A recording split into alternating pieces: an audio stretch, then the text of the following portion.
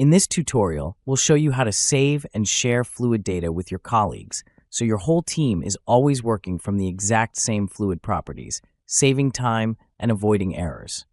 Let's get started. To get started, go to the Database menu and select Fluids. This will open the Fluid Editor.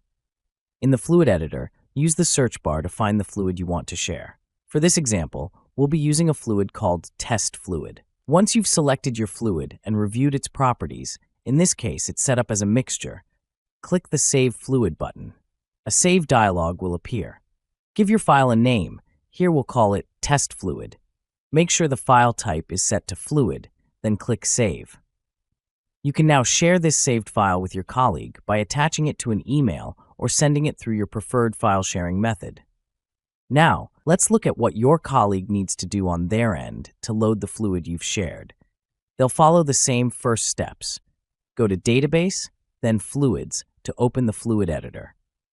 At the bottom of the Fluid Editor, they'll click the Load Fluid button.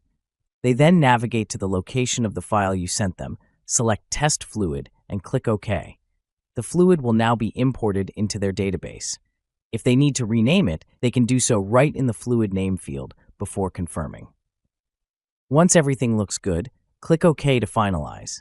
And that's it. Both you and your colleague are now working from the exact same fluid data. If you have any questions, feel free to send us an email at our support team. Thanks for watching.